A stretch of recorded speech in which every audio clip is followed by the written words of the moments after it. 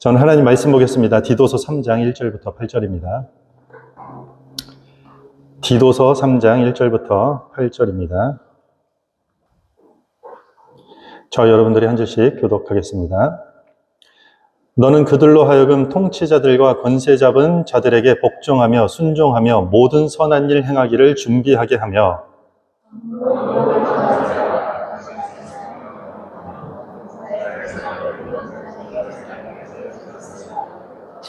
우리도 전에는 어리석은 자요 순종하지 아니한 자요 속은 자요 여러 가지 정욕과 행락의 종노릇한 자요 악독과 투기를 일삼은 자요 가증스러운 자요 피차 미워한 자였으나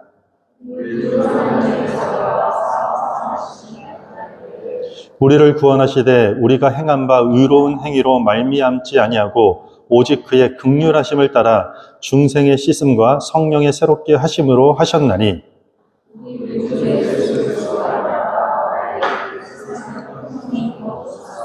우리로 그의 은혜를 힘입어 의롭다 하심을 얻어 영생의 소망을 따라 상속자가 되게 하려 하심이라. 이 말이 미쁘도다. 원하건대 너는 이 여러 것에 대하여 굳세게 말하라. 이는 하나님을 믿는 자들로 하여금 조심하여 선한 일을 힘쓰게 하려 함이라. 이것은 아름다우며 사람들에게 유익하니라. 아멘. 자, 오늘 디도서 마지막 시간입니다. 오늘 말씀 제목은 압도적인 선행이라는 주제로 하나님 말씀을 증거하도록 하겠습니다. 디도서의 전체 주제, 그러니까 전하고자 하는 메시지가 뭐라고 했죠? 그레데 지역에 세워진 교회가 더 건강하게 영적 질서를 잘 세워나가기 위해서 필요한 것들이 있다고 했습니다. 교회 안에 리더십이나 지도자가 세워질 때는 하나님이 주신 사명을 적당히 때우는 그런 사람들 말고 은혜로 충만하게 감당하는 자들이 교회를 이끌 수 있도록 해야 한다고 배웠습니다.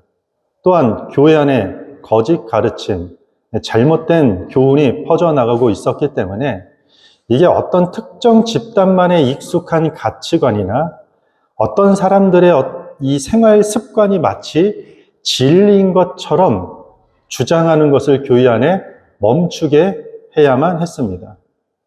그런데 이 거짓 교훈은 결국 인간의 쾌락과 향락을 전적으로 추구하고 그것을 향해 달려가기 때문에 반드시 충동과 욕망을 억제하는 신앙의 덕목의 가장 중요한 신중함을 교회와 성도들은 겸비해야만 한다고 우리가 함께 나눴습니다. 이렇게 지금까지 우리가 나눴던 3주간의 메시지는 교회 안에서 적용되고 실천되는 교훈들입니다. 그러나 오늘 저희가 읽은 본문의 메시지는 교회 밖에서 믿지 않는 사람들과 하나님을 믿지 않는 세상 속에서 필요한 교훈을 이야기하고 있습니다. 하나님을 믿지 않는 세상 속에서 그리스도인들이 어떻게 살아야 할 것인가? 성도들은 세상에서 어떻게 행동해야 하는가에 대한 메시지가 오늘 본문의 전체 흐름의 주제라고 할 수 있습니다. 먼저 본문은 그리스도인의 국가관, 그리고 그리스도인이 어떤 사회적 관계를 맺을 때에 대한 지침을 이야기합니다. 우리 1절 한번 읽어볼까요? 화면을 보시고 같이 읽습니다. 시작. 너는 그들로 하여금 통치자들과 권세 잡은 자들에게 복종하며 순종하며 모든 선한 일 행하기를 준비하게 하며. 통치자들과 권세 잡은 자들이 등장하죠. 어떤 특정한 인물이나 체제나 이런 것을 말하기보다는 일반적 의미의 국가나 정부를 가리키는 단어입니다. 이것은 악법을 펼치는 정부나 부당한 법률에도 무조건 순종하라는 뜻이 아닙니다. 만약에 그 나라의 법과 하나님의 법이 충돌하게 되면 당연히 우리는 하나님의 법에 순종하고 따라야 할 것입니다. 우리는 그럴 때마다 악법에 복종하기보다는 거룩한 희생을 각오해서라도 하나님의 질서에 복종하고 순종해야만 합니다.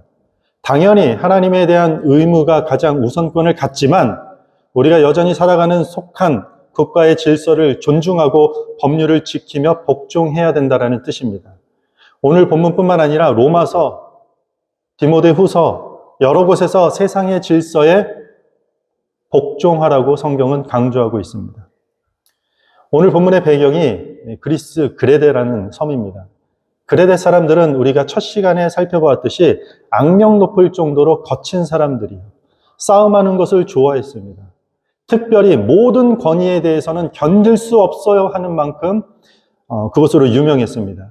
역사가 폴리비우스에 따르면 그레데 사람들은 언제든지 혁명적인 반란과 살인과 정치적 대혈전에 휘말려 있었다고 기록하고 있습니다.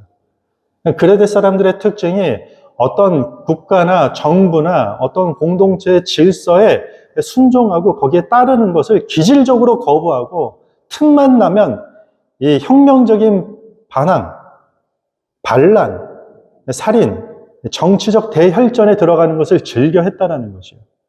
그래서 끊임없는 폭동이 있었고 살인이 있었고 그런 격전에 가담하다 보니까 어떤 법률과 사회 질서에 복종하지 않으려는 기질이 다분했다는 것입니다. 제가 방금 혁명이라는 단어를 썼습니다. 세상을 바꾸는 방식이 크게 두 가지가 있습니다. 하나는 혁명이고 하나는 개혁입니다. 똑같이 세상을 바꾸는 방법인데 혁명과 개혁은 완전히 다릅니다. 혁명은요, 기본 제도를 근본적으로 다 뒤집어 버리는 것이에요.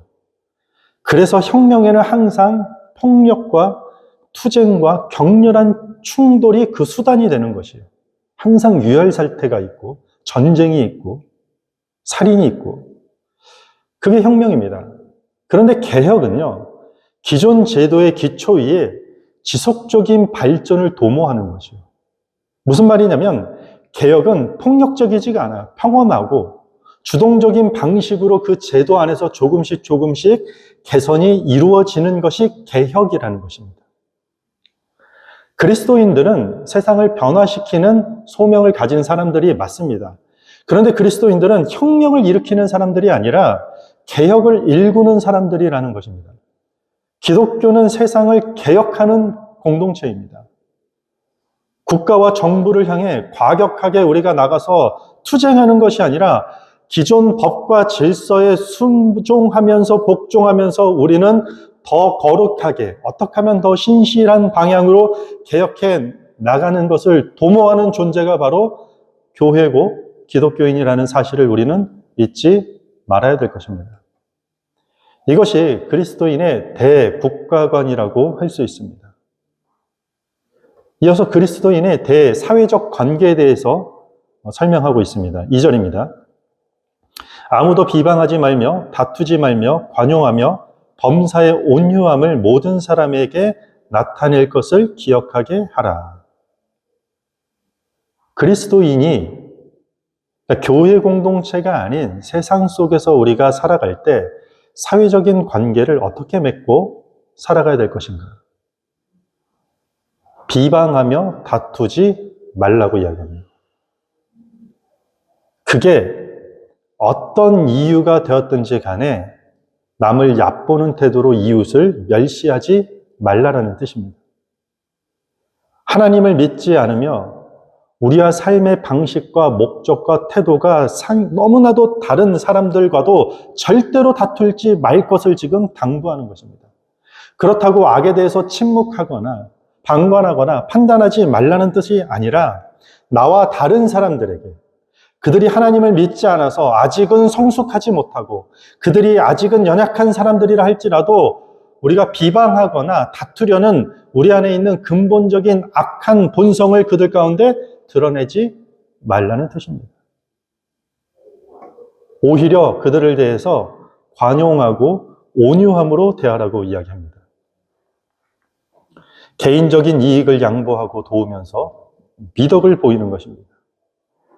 당시에 자신보다 신분이 천하거나 오늘날 나보다 인생의 경험이 없거나 사회적 경험도 부족한 것 같고 지식도 부족한 것 같고 뿐만 아니라 나에게 어떤 교양 머리 하나 없이 함부로 대하는 사람들조차도 너그럽게 대하라는 것입니다. 이것이 그리스도인이 세상 속에서 관계를 맺는 방식의 가장 큰 기둥이 되고 기준이 된다는 것입니다. 정리하자면 이렇습니다. 폭력을 동원해서라도 기초부터 모조리 다 뒤집어버리고 싶은 국가와 정부라 할지라도 기본적으로 그 기존 제도에 순종하고 복종하라는 것입니다. 뿐만 아니라 이기적인 사람들과 하나님을 알지 못해서 나를 괴롭게 하는 사람들이 나랑 달라도 너무 다른 사람들이라 할지라도 비방과 다툼을 그들 가운데 하고 있다면 멈추는 것뿐만이 아니라 한 발 더 나가서 관용과 온유함으로 품고 끌어안으라는 이야기입니다. 왜 이렇게까지 우리가 살아야 될까요? 왜냐하면 우리도 모든 그리스도인들조차도 과거에 예수를 알기 전에는 그런 세상과 그런 사람들과 우리도 동일한 상태였기 때문입니다. 오늘 3절이 그것을 이야기합니다. 우리도 전에는 어리석은 자요, 순종하지 아니한 자요, 속은 자요, 여러 가지 정욕과 행락에 종노릇한 자요, 악독과 투기를 일삼은 자요, 가증스러운 자요, 피차 미워한 자였으나. 우리는 어떻습니까?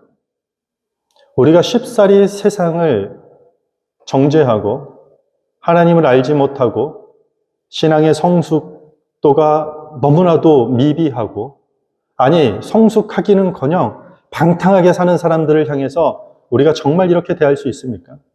우리는 과거에 어땠습니까? 여러분들이 하나님을 만나기 전에, 이 복음을 알기 전에 우리가 과연 어떠했냐라는 것입니다. 우리도 전에는 모두 어리석은 자들이었습니다.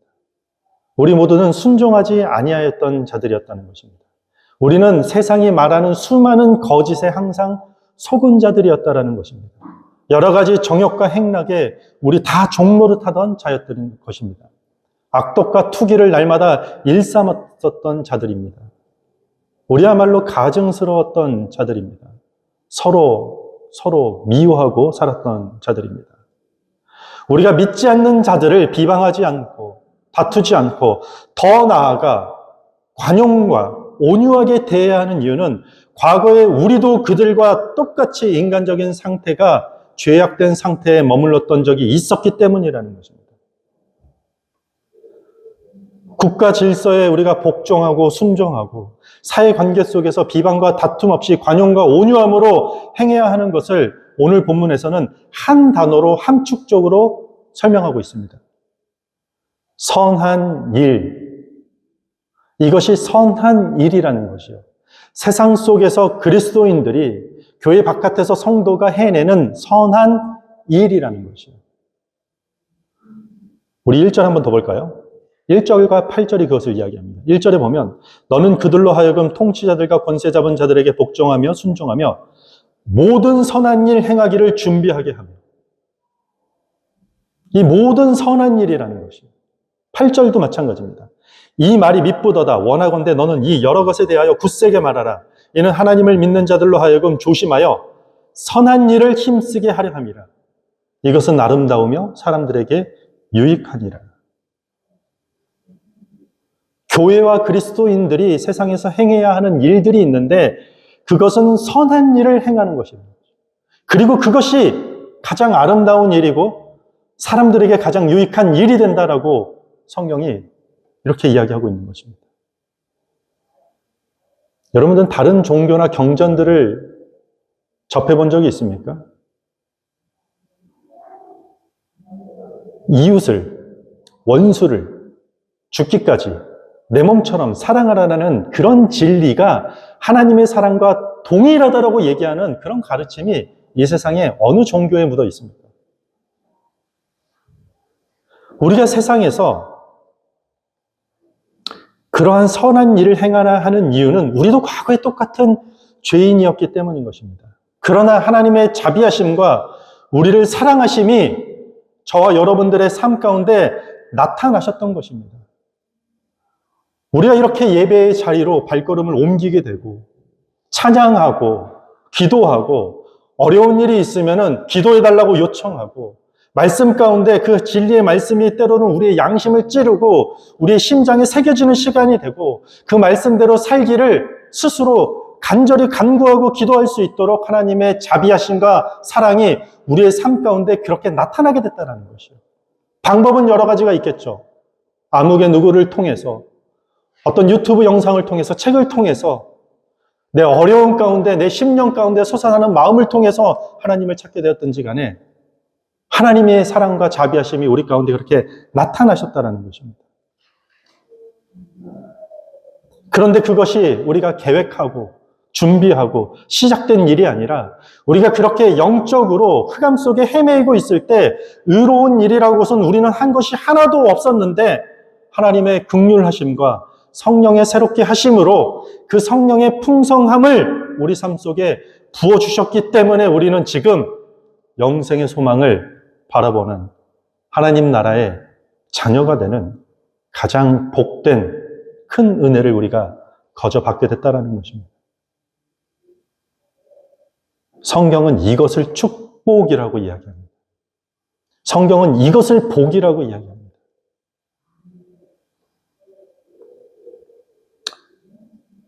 이 생각을 가지고 우리 4절과 7절 같이 읽겠습니다. 시작. 우리 구주 하나님의 자비와 사람 사랑하심이 나타날 때 우리를 구원하시되 우리가 행한 바 의로운 행위로 말미암지 아니하고 오직 그의 긍휼하심을 따라 중생의 씻음과 성령의 새롭게 하심으로 하셨나니 우리 구주 예수 그리스도로 말미암아 우리에게 그 성령을 풍성히 부어 주사 우리로 그의 은혜를 힘입어 의롭다 하심을 얻어 영생의 소망을 따라 상속자가 되게 하려 하심이라. 아멘. 우리가 세상 속에서 선한 일을 해야 하는 이유는 우리도 과거에 똑같은 죄인이었기 때문입니다. 우리가 세상에서 선한 일을 행해야 하는 근거는 하나님께서 구원이라는 가장 인류 역사상 완벽한 선한 일을 우리 가운데 행하셨기 때문에 그렇게 우리가 새로워졌기 때문입니다. 그래서 우리는 세상에서 모든 선한 일을 행하기를 힘써야 하는 존재로 이 땅의 미션을 받게 된 것입니다. 오늘 본문의 배경인 1세기 그레데 지역의 성도들이 비록 교회 안에 있었지만 교회 밖의 세상과 전혀 구별되는 것들이 없었습니다. 조금도 다른 점이 없었다는 것입니다. 오늘날 저와 여러분들은 어떻습니까? 구별이 됩니까? 내가 기독교인입니다라고 말하기 전에 구별이 되십니까, 여러분들은? 그레데 사람들의 삶이 세상에서 전혀 영향력이 없는 것처럼 현대 그리스도인들도 아무런 삶에 영향력이 없는 것을 우리는 입이 아플 정도로 말할 수가 없습니다. 너무 자주 목격합니다. 알고 봤더니 어떻게 저런 사람이 그리스도인인가? 이런 경우가 많죠. 만나봤더니 아무래도 저 사람은 신실한 그리스도인이 맞는 것 같아. 이런 사람들을 많이 보십니까? 우리는 어떻습니까? 우리는 똑같이 비방하고 똑같이 그들과 다투고 그들이 관용하지 않으면 나도 관용이 없어요. 그들이 온유함이 없다. 나도 온유함이 없기 때문에 가정과 직장과 학교와 우리가 속한 여러 관계들 속에서 우리는 이러한 선한 일을 전혀 행하지 않기 때문입니다. 마치 짠맛을 잃은 소금이 아무 쓸모가 없듯이 선한 행실을 잃은 교회와 그리스도인들은 세상에서 아무런 쓸모가 없다는 것입니다. 우리는 다 쓸모있는 존재입니다. 그런데 여러분들이 그리스도인으로서 세상에 쓸모있는 존재는 되십니까?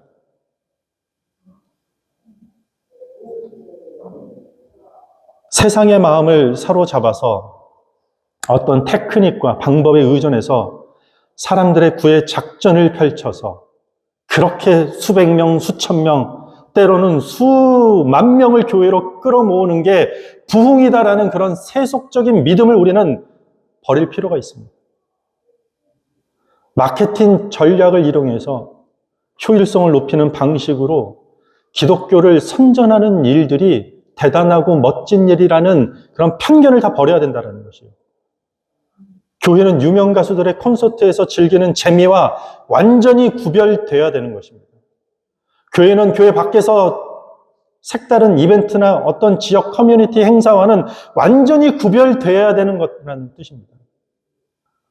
교회는 세상과 비슷해진다거나 교회가 세상을 쫓아가는 것이 아니라 세상이 할 수 없어서 이것은 세상에 존재하지 못해서 그들이 하지 못하는 어떤 대안이 되는 공동체가 교회가 되어야 된다는 것이에요. 그것이 교회만의 그리스도인들만의 정체성인 것이에요. 교회는 선한 일들을 행할 때 비로소 패역한 세상에 대안이 될 수 있는 것입니다. 하나님의 은혜로 충만한 사람들의 선한 행실로 우리가 세상을 그때야 비로소 설득할 수 있는 것이에요. 왜 외롭고 왜 고독하고 왜 여전히 나를 손가락질하고 왜 나를 모함하고 왜 나에게 쌀쌀맞게 왜 그들이 패역하냐라는 것에 우리는 집중하기보다 우리가 도대체 선한 행실 하나 없어서 도대체 아무런 영향력을 미치지 못한 우리 안에 있는 문제를 점검할 필요가 있다는 것입니다. 이 땅에 우리를 구원하시기 위해 오신 예수님의 모습이 어떻습니까? 우리 복음서 보면 예수님의 모습이 어떻습니까? 압도적인 카리스마로 사람들을 호령하는 모습이었습니까? 그런 모습이 어디 있습니까? 압도적인 사이즈와 넘버로 사람들을 매력적으로 그 기세로 눌러서 사람들을 이끌었습니까? 사람들이 기대하고 사람들이 추구하는 사람들의 구미가 당기는 그 이상의 어떤 것을 보여주지 않았어요. 오히려 사람들이 기대하고 추구하는 것들과는 완전히 다른 이 세상에 있는 것과는 완전히 구별된 것을 보여주지 않았습니까? 그것은 세상이 하지도 않았고 세상이 하려고 할 생각도 없고 할 수도 없고 세상에 존재하지도 않는 압도적인 관용이었고 압도적인 온유함이었다라는 것이에요. 그래서 우리는 십자가의 구원 사건을 그야말로 인간을 향한 압도적인 선행의 절정이라고 얘기하는 것입니다. 우리는 세상이 흉내낼 수도 없고 세상이 행하려 하지도 않는 그 선한 일을 행하는 사명자들입니다. 여기 왜 와 있습니까? 왜 앉아 있습니까? 저는 여기서 왜 이렇게 핏대를 높여서 이 얘기를 하고 있습니까? 토요일 밤만 되면 이 스트레스를 받아가지고 제가 행복한 스트레스죠. 하나님 말씀 잡고 왜 맨날 나는 이 목사는 토요일 밤마다 잠 한 번 제대로 못 자는 일어났다 앉았다 일어났다 앉았다 이런 날뱀을 치세우는 이런 일들을 해야 됩니까? 세상이 하지 않는 세상이 할 수도 없는 그런 선한 일을 우리는 세상 가운데 행해야 되는 소명을 받은 자들이기 때문입니다. 우리는 모두가 선한 것들을 생각합니다. 우리는 선한 것을 항상 지지하고 응원합니다. 그런데 그렇게 선한 것을 우리가 생각하고 선한 것을 지지하면 우리 자신이 마치 선한 줄 우리는 착각합니다. 우리는 선한 일을 행하지 않아야 하면서도 선한 것을 생각하고 선한 것을 지지하면 마치 내가 선한 사람이고 선한 행동을 하면서 살아가는 사람인 양 우리는 착각하고 사는 경우가 너무 많습니다. 스스로가 스스로를 속이는 것이에요. 그런 친구들 있잖아요. 만나서 맞는 말만 하는 사람들이 있어요. 그리고 맞는 행동으로 마치 의로운 사람인 것인 양 서로가 서로를 속여줘요. 너도 그렇게 생각하지? 맞아, 그래. 나도 그렇게 생각해. 서로가 서로를 속이는 것이에요. 의로운 행실이 하나도 없는데 선한 일은요, 생각하거나 지지하는 것에 그치는 것이 아니라 반드시 행하는 것이어야만 하는 것입니다. 하나님께서 교회와 성도들에게 세상에서 행해야 하는 그 선한 일의 개념은 그렇게 어려운 개념이 아니에요, 여러분. 교회를 어떻게 건강하게 영적 성숙대에 따라서 어떻게 성도들이 더 바르게 세워질 것에 대한 것은 조금 복잡하고 어려운 게 더 많아요. 실제로 내실을 튼실하게 하기 위해서는 단계별로 조금 달라요. 공동체별로, 시대마다, 상황마다. 그런데 교회 밖에서 믿지 않는 사람들을 대할 때 그 선한 일의 개념은요, 아주 간단해요. 우리가 다 아는 기본을 지키라는 것입니다. 여기서 핵심은 선한 일을 행하라는 것입니다. 예수님께서 선한 사마리아인 비유를 하셨는데 여러분들 기억하십니까? 율법교사가 예수님을 찾아와서 묻습니다. 선생님, 어떻게 하면 영생을 얻을 수 있습니까? 하나님 사랑하고 이웃 사랑해. 도대체 어디까지가 제 이웃입니까? 이웃 사랑을 잘한 것 같은데 난 다 하고 있다라는 대답을 듣고 싶어서 묻습니다. 그러자 주님이 비유를 이야기합니다. 여리고로 내려가는 길에 강도 만난 사람이 거반 죽어가고 있는데 제사장이 지나가다가 못 본 척하고 지나갑니다. 레위인도 그것을 보지만 못 본 척하고 지나갑니다. 제사장과 레위인이 어떤 사람들입니까? 이웃 사랑해야 된다라는 그 계명을 가르치고 그것에 동의하고 그 계명을 누구보다도 잘 아는 그런 사람들입니다. 그런데 그들이 정작 그 선한 행위를 하지 않고 지나칩니다. 나름대로 이유야 다 있습니다. 아마도 율법에 예배를 장관하는 사람들은 시체와 같은 부정한 것을 건들면 안 됩니다. 거의 죽어가는 시체를 만졌다가 자신의 해야 될 의무를 다 충실하지 못할 수도 있고 아니면 그것보다 더 급한 개인적 사정이 있을 수도 있을 것입니다. 그런데 성경이 지금 어떤 이유는 타당하고 어떤 이유는 내가 다 이해한다 이런 비유를 얘기하는 것인가요? 그렇지 않아요. 예수님은 이 비유를 통해서 오히려 사마리아 사람이 지나가다가 그 강도를 도왔다라고 이야기합니다. 그런데 여기서 사마리아 사람이 누구입니까? 레위인과 제사장들과 유대인들한테 날마다 개, 돼지만도 못한 취급을 받는 족속입니다. 이방인과 섞인, 피가 섞인 혼혈 민족이라고 유대인의 혈통에 문제를 일으킨 개, 돼지만도 못한 민족으로 취급받았습니다. 처지가 지금 누굴 도울 만한 이유가 가장 없는 사람입니다. 그런데 그 사마리아 사람이 강도 만난 자를 돕습니다. 주님이 율법 교사에게 이렇게 묻습니다. 야, 그러면 강도 만난 자의 이웃이 누구라고 생각하느냐? 그러자 입에다가 사마리아인이라고 말하지 못하고 이렇게 얘기합니다. 도와준 사람이요. 주님이 다시 이렇게 이제 이야기합니다. 마지막으로. 가서 너도 이와 같이 행하라. 선한 일에 대해서 네가 지금 나를 찾아와서 누가 선한 일의 대상이냐, 어느만큼 하는 일이 선한 일이냐 이런 거 말만 하지 말고 그것에 대해서 지지만 하지 말고 너도 가서 그 선한 일을 행하라. 썬데이 크리스찬이라는 말이 있죠. 왜 썬데이 크리스찬이 문제일까요? 여러 이유가 있겠지만 가장 큰 문제의 핵심은 바로 이것이 아닐까 합니다. 선한 일에 동의합니다. 선한 일이 필요하다고 말합니다. 악한 일을 보면은 우리와 동일하게 분노합니다.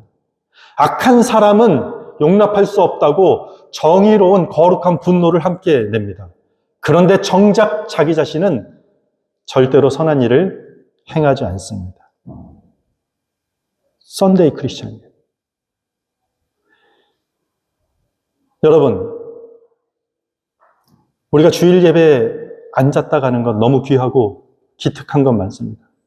저도 압니다. 여러분 개개인마다 신앙의 성장 속도가 있고 성숙의 속도가 있다는 것을 저도 잘 알고 있고 성경을 곧 이야기하고 있습니다. 그런데 우리에게 매일매일 주어지는 선을 행할 수 있는 기회는 우리 모두가 놓치면 안 되는 것입니다. 그것은 우리의 신앙과 성숙도에 상관없이 내가 이제 막 걸음마다 아니면 나는 신앙의 연수가 많다 이거랑 상관없이 우리의 초점이 전혀 다른 곳에 맞춰줄 수 있기 때문에 선을 행할 기회를 놓칠 수 있다라는 뜻이 되는 것입니다. 그것은 우리가 도대체 무엇을 바라보고 사느냐, 어디에 초점을 놓고 사느냐에 대한 이야기로 귀결되기 때문입니다. 각자의 분량에 맞게, 여러분들의 환경에 맞게, 여러분들의 기질에 맞게 선한 일을 반드시 행하시기 바랍니다. 8절입니다. 이 말이 미쁘도다. 원하건대 너는 이 여러 것에 대하여 굳세게 말하라. 이는 하나님을 믿는 자들로 하여금 조심하여 선한 일을 힘쓰게 하려 함이라. 이것은 아름다우며 사람들에게 유익하니라. 아멘. 선한 일을 행하는 것이 아름답고 사람들에게 유익하다고 이야기합니다. 우리 모두는 아름다운 일을 찾고 있고 우리 모두는 사람들에게 유익한 일이 무엇인지 고민하고 그것을 찾아 헤매일 때가 너무나도 많은데 성경은 가장 아름답고 가장 유익한 일은 우리가 세상 가운데 선한 일을 행하는 것이라고 강조하고 있는 것입니다.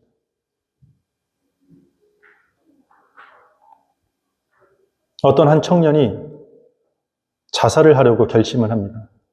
그리고 자신이 출석하고 있는 목사님을 찾아갑니다.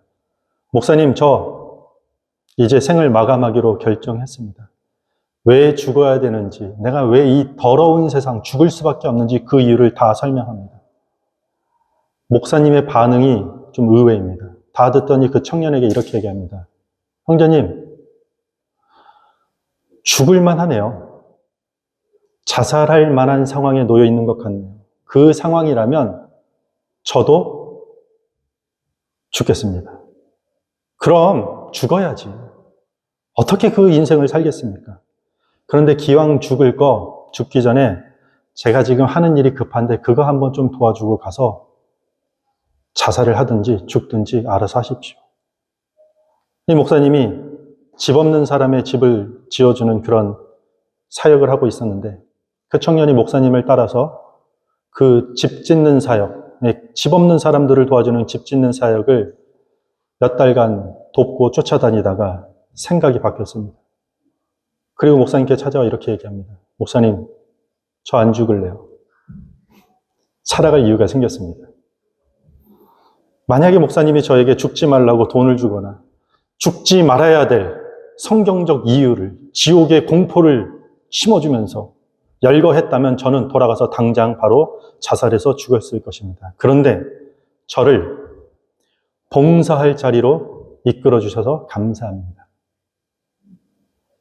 일하면서 행복을 느꼈고 살아야 하는 이유를 그 자리에서 발견했다는 것입니다. 선한 일을 행할 때 행복을 찾을 수 있다는 상식의 진리입니다. 이것이 가장 우리 삶의 아름다운 일이고 이것이 사람들에게 가장 유익한 일이 되는 것입니다. 우리가 봉사하고 섬기는 일들, 우리가 세상 가운데 그런 선한 일을 해야 되는 것은 남을 돕는 일이 사실 아니라는 것이요. 먼저 자신의 상처와 우리 안에 있는 아픔을 이기는 길이 되도록 하나님이 열어놓으신 가장 아름다운 회복과 치유의 방편이라는 것이요. 분명히 그 사람과 다투지 않고 그 사람을 비방하지 않고 그 사람을 관용하고 온유함으로 대했는데 내가 더 힘들고 내가 더 어려워져야 되는데 오히려 그런 선한 일을 행할 때 선한 열매를 경험하게 되고 오히려 선한 일을 행할 때 선한 치유를 경험하게 되고 그런 선한 일을 행하면서 삶의 행복의 가치를 우리가 누릴 수 있는 삶으로 거듭나게 된다는 것입니다. 세상 가운데 알게 모르게 이렇게 선한 일을 행하며 사는 사람들이 있습니다. 힘든 인생, 쉽지 않겠죠. 어려운 인생입니다. 그런데 가장 누구보다도 그 고단한 저녁에 두 발 쭉 펴고 하나님 앞에 당당하게 기도하면서 하나님의 은혜를 구하면서 잠에 들 수 있는 그런 하루하루를 보내는 성도들이 보이지 않는 곳곳에 지금도 존재합니다. 1세기 그레데 지역에 세워진 교회가 이제 건강한 교회 공동체가 되기 위해 교회의 내실이 중요했습니다. 성도라는 구성원의 영적 성숙도를 성장시키는 데 주력해야 함은 틀림없는 사실이었습니다. 하지만 여기서 멈추는 것이 아니라 교회라는 장소나 기독교라는 제한된 구성원들 사이에서만 이러한 일들이 일어나면 안 된다. 교회 밖에서. 그러니까 세상 속에서 교회의 영향력이 발휘되어야 한다. 그레데라는 섬 지역은 그렇게 하나님이 개혁시킬 곳이고 변화시켜 나갈 것이다. 우리가 속한 밴쿠버, 여러분들의 가정, 직장, 학교, 이웃, 어떻게 하나님이 변화시킬 것인가요? 우리의 선한 행실을 통해서 변화시킬 것이다. 그 선한 행실의 영향력이 세상이 할 수 없고 흉내낼 수 없고 세상이 관심도 갖지 않는 그런 가장 강력한 영향력이 된다는 것입니다. 그레데 지역 교회 밖은 여전히 영적으로 척박하고 힘든 곳이었습니다. 하지만 그곳에서 이 교회는 빛과 소금의 역할을 감당해야만 했던 것입니다. 어떻게 해요? 선한 일을 행함으로써. 성경은 이렇게 분명히 전하고 있습니다. 이 세상에서 가장 아름다운 일이고 사람들에게 가장 유익한 일이 바로 그리스도인의 압도적인 선행이라는 것입니다. 세상 속에서. 우리는 교회 밖에서, 그러니까 비방과 다툼이 반복되는 그 세상 속에서 모든 비방과 다툼을 멈추고 관용과 온유함을 나타내는 일, 그 선한 일을 반드시 행해야 합니다. 세상이 하지 아니하려는 그 선한 일, 세상이 못하는 그 선한 일을 우리가, 교회가 행하는 것입니다. 그 선한 일의 가치를 세상은 알아보지 못하고 우리를 조롱하고 고마워하지 않고 외면하고 그런 일들을 자주 겪을 것입니다. 왜냐하면 우리도 이전에 똑같은 그들과 같은 죄인이었기 때문입니다. 그런 우리에게 하나님의 자비하심과 우리를 사랑하심이 우리 삶 가운데 나타나셨기 때문에 우리는 그 선한 일을 행해야 하는 것입니다. 성령의 새롭게 하심과 은혜를 힘입어 우리가 의롭게 되어서 우리가 이렇게 예배하고 기도하고 찬양하고 말씀대로 살기를 우리가 간구하고 다짐할 수 있게 된 것입니다. 물론 우리가 선한 일을 행한다고 구원을 받을 수 있는 것은 아닙니다. 선한 일은 구원의 근거가 될 수는 없지만 구원의 본질적인 증거가 되는 것입니다. 그리스도의 핏값으로 탄생한 교회, 그렇게 생명력을 갖게 된 그리스도인, 우리의 선행이 그 복음의 증거가 되는 것입니다. 오늘이 무슨 주일입니까? 추수감사주일. 캐나다는 10월 둘째 주 월요일을 땡스기빙 데이로 기념합니다. 지금까지 인도하시고 보호하신 하나님의 은혜에 감사하길 바랍니다. 가정과 직장, 이웃과 학교에 비방할 거리가 넘쳐나고 다툴 거리가 넘쳐나는 그 환경 가운데 감사할 거리를 찾아서 감사할 줄 아는 그런 한 주를 여러분들 보내시기 바랍니다. 우리는 그렇게 세상 속에서 압도적인 선한 일들을 행할 수 있는 사람들이라고 믿으시기 바랍니다. 우리의 선한 일들을 통해서 세상을 변화시키는 그 은혜를 누리는 교회와 성도가 되기를 주님의 이름으로 축원합니다. 우리 다 같이 자리에 서서 함께 찬양하겠습니다.